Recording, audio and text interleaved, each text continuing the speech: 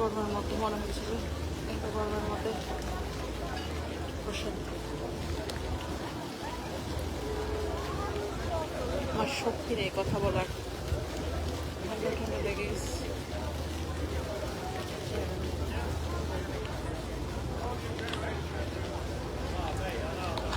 ঠান্ডা বুঝতে বুঝতে আরেকটা জায়গায় এসে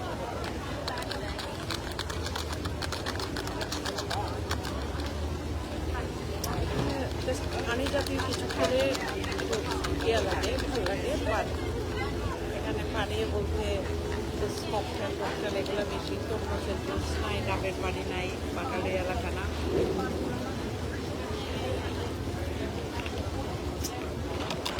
বাংলাদেশে কক্সবাজার আছে নাকি অনেক আগে একবার গেছি, এখন তো জানি না। অনেক সুন্দর কিছু বললো, এখানে মানুষ মিথ্যা কথা বলে না। বললাম যে অনেক ঠান্ডা হবে, বলে হ্যাঁ অনেক ঠান্ডা হবে। তো ভাগ্যিস ওই দিন আপা আমার ব্লু ড্রেস খুঁজতেছে, এখন আমি আলমিরে খুঁজে ও মাই গড এত ব্লু ড্রেস পাইছি। আমি সরি লাভ, সো এত ব্লু ড্রেস পাইছি। সো আমার সমস্যাটা কি, আমি যখন কোথাও যাই তখন আমি কি পরবো সেটার টেনশনে আমি মরে যাই, একটা কাপড়ও খুঁজে পাই না। অনেক সময় তখন বাধ্য হয়ে তখন আমাকে মার্কেটে গিয়ে কাপড় কিনতে হয়। তো কোনো কোনো সময় যখন আমার ছবি দেখি না তখন মনে হয় হ্যাঁ হ্যাঁ এই ড্রেসটা তো আমার আছে। এবং সবচেয়ে বড় বিরক্ত লাগে যখন এগুলো গোছাতে যাই, মনে হয় যে দেড় একেবারে দুইটা কাপড়ে থাকবো, না দুইটা না 4টা কাপড় রাখবো। এক 4 সপ্তাহ 1 মাস তো একটা কাপড় 1 সপ্তাহ এরকম করে করে পরবো। এত বিরক্ত লাগে, এত বিরক্ত লাগে কাপড় গোছাতে, এত বিরক্ত। এই বিরক্ত আমি জানি না কোনো আমাদের আর বইদের লাগে কিনা। আমার প্রচণ্ড বিরক্ত লাগে, প্রচণ্ড বিরক্ত লাগে।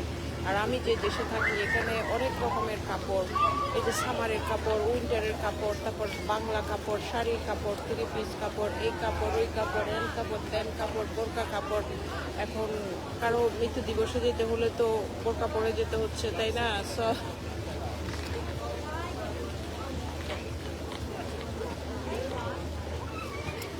যে যেভাবে যেখান থেকে দেখছেন আমার প্রিয়জনের, আমার বন্ধু বান্ধবরা, তোমাদের সবার জন্য অনেক অনেক অনেক অনেক ভালোবাসা, অনেক দোয়া।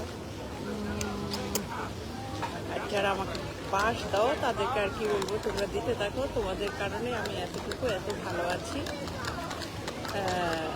মনে করো না যে আমি খুব একটা খারাপের মধ্যে যাচ্ছি, টেনশন হচ্ছে। আমি কিছু হারাইনি, আপনি যে বললেন না হারাইনি, তা আমার ছিলই না। কে হারাইছে দেখেন।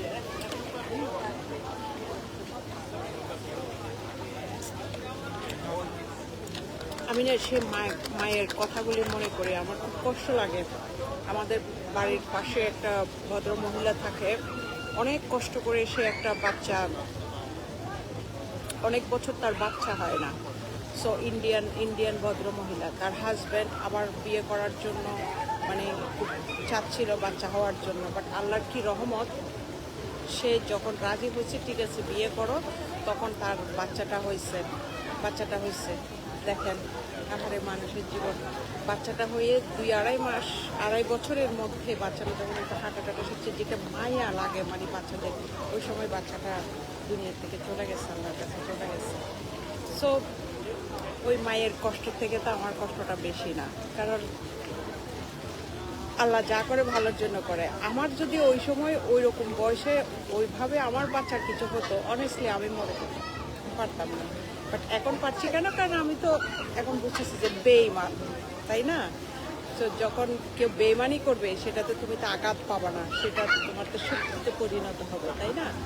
কিন্তু যেটা আদরের ভালোবাসার জিনিসটা চলে যায় তখন মানুষের অনেক কষ্ট লাগে। সেটা সন্তান হোক, হাজব্যান্ড হোক, বাবা মা হোক, ভাই বোন হোক, বন্ধুবান্ধব হোক, যেটাই হোক। আমার বেশি কষ্ট লাগে যখন আমার প্রিয় খাওয়াটা আমি খেতে পারি না, মূলা খেতে পারি না, মূলা দিয়ে গরুর মাংস, বেগুন দিয়ে শুটকি খেতে পারি না, তখন আমার খুব কষ্ট লাগে, অনেস্টলি খুব কষ্ট লাগে। এবং আমি যখন আমার পছন্দের পোশাকটা পরতে পারি না তখন খুব কষ্ট লাগে, খুঁজে পাই না কী করবো, কোনো মানুষ নাই একটু হেল্প করার। সবাই আছে বাস দেওয়ার, সুযোগ পেলে বাস দিয়ে দেয়।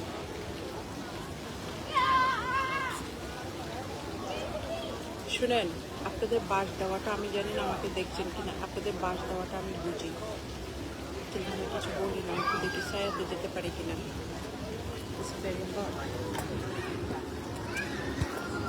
এটা মনে হয় এইদিকে মনে হয় একটু দেখা যাচ্ছে, তো এইখানে একটু দেখা যাচ্ছে। আপনাদের বাস দেওয়াটা আমি জানি, আমি চিনি, ঠিক আছে। থেকে কিছু বলি না, ভালো বংশের মেয়ে তো, ভালো মানুষ তো, ওই জন্য কিছু বলি না, ঠিক আছে।